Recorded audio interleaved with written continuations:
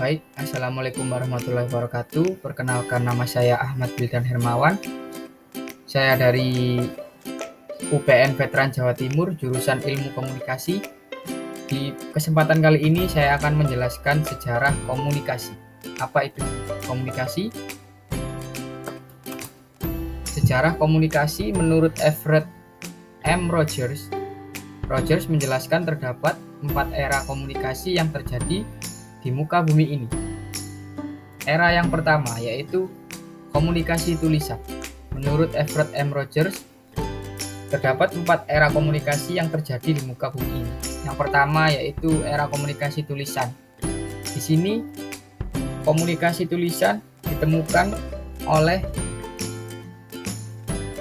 kaum Sumerian menggunakan tanah liat untuk membuat huruf. Kemudian pada tahun 1941 sebelum Masehi, Cina menemukan tipe cetakan huruf dalam buku, dan selanjutnya pada 1241 Korea menemukan model dengan tipe cetakan huruf dari tanah liat ke dalam logam.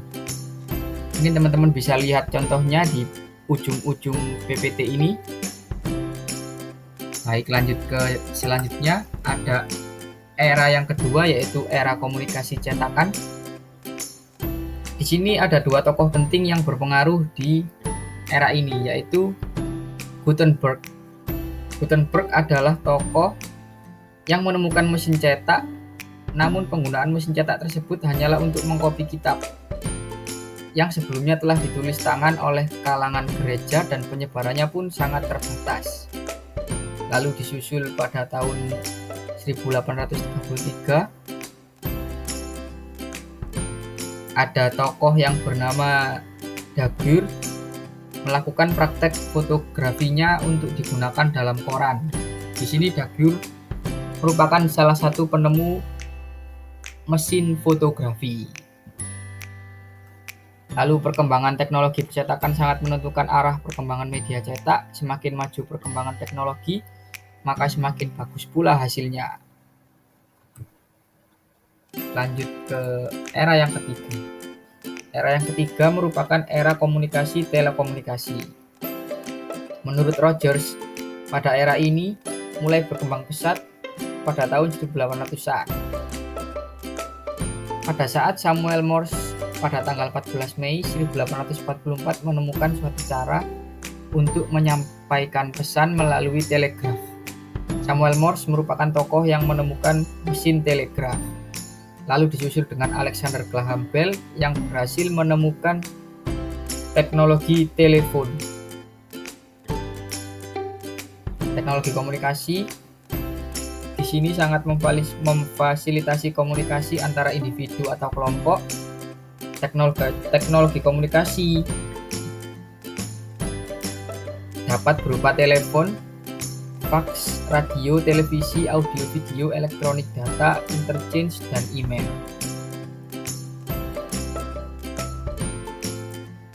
Ya, lanjut ke era yang keempat, yaitu era komunikasi interaktif. Merupakan era yang paling kontemporer di mana telekomunikasi terjadi antara 2 media yang berbeda dan difasilitasi dengan keberadaan komputer. Rogers mencatat era ini berawal dari ditemukannya ENIAC, sebutan untuk perangkat komputer sederhana yang memiliki lebih dari 18.000 tabung hampa udara di Universitas Pennsylvania. Pemasaran interaktif ini pada praktiknya dapat menyeimbangkan skala keuntungan antara pemasar dan konsumen, di mana pemasaran konvensional skala keuntungan lebih berat kepada pemasar. Lalu pada era ini mereka akan memperoleh informasi secara langsung dari penjual atau dari konsumen lain melalui forum diskusi dan email mengenai barang atau jasa yang ingin dikonsumsi. Baik, setelah saya menjelaskan sejarah komunikasi, lalu kita masuk ke sejarah ilmu komunikasi. Jadi dalam sejarah ilmu komunikasi terdapat 4 periode. Periode pertama yaitu tradisi retorika. Tokoh yang terkenal adalah Aristoteles. Lalu Pada periode kedua ada periode pertumbuhan yang ditokohi oleh W. Barnett Peirce. Yang ketiga periode konsolidasi, tokoh yang paling terkenal adalah Harold Laswell. Dan periode teknologi komunikasi ini ditandai dengan canggihnya teknologi digital saat ini. Masuk pada penjelasan periode yang pertama, yaitu tradisi retorika. Pengertian retorika menurut Aristoteles merujuk kepada segala upaya yang bertujuan untuk persuasi. Aristoteles menyatakan bahwa retorika mencakup 3 unsur, yaitu ethos, pathos, dan logos. Dengan demikian, upaya persuasi menurut Aristoteles menuntut 3 faktor tersebut.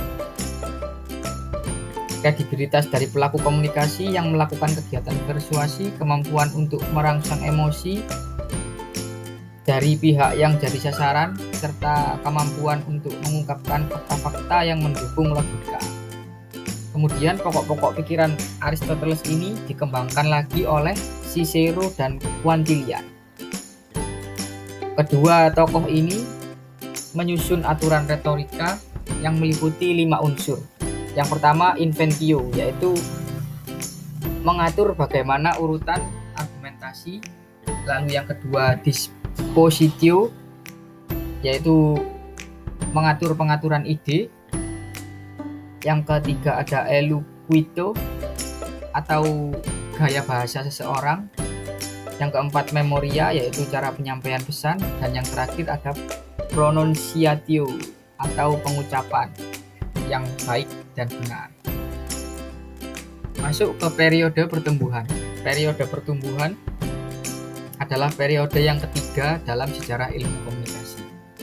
Di sini W. Barnett Peirce menjelaskan perkembangan ini sebagai penemuan yang revolusioner. Pertumbuhan komunikasi sebagai salah satu disiplin ilmu sosial dapat dikatakan dimulai pada awal abad ke-19. Perkembangan penting yang terjadi pada masa ini adalah terjadinya penemuan teknologi komunikasi yang sangat pesat seperti telepon, telegraf, radio, dan televisi.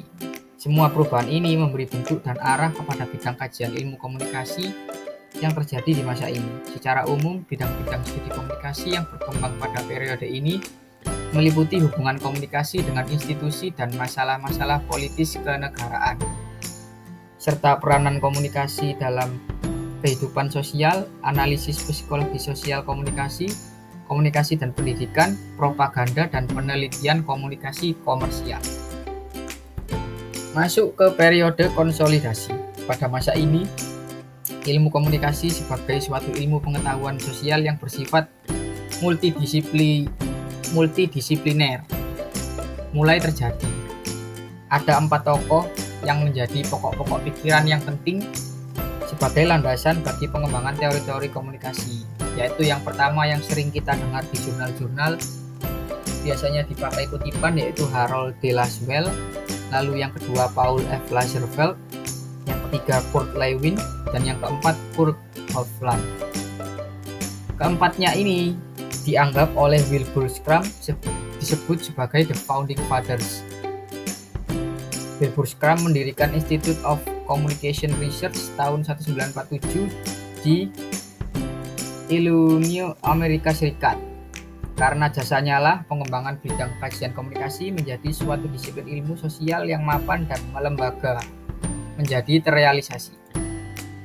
Masuk ke periode yang terakhir, yaitu periode teknologi komunikasi. Di sini periode teknologi komunikasi ditandai dengan adanya teknologi digital. Ada 5 unsur yang menandai periode ini. Yang pertama yaitu semakin banyaknya literatur komunikasi. Kedua, semakin beragamnya bidang-bidang studi spesialisasi komunikasi. Ketiga, semakin banyaknya teori-teori dan model komunikasi. Keempat, periode sekarang disebut dengan periode teknologi komunikasi. 5, kemajuan teknologi komunikasi dan informasi, yaitu VCR, TV kabel, satelit, komunikasi, teleprinter, dan internet. Jadi mungkin itu saja sejarah komunikasi dan sejarah ilmu komunikasi yang bisa saya sampaikan. Saya Ahmad Wildan Hirmawan. mengucapkan terima kasih dan mohon maaf bila ada salah kata. See you.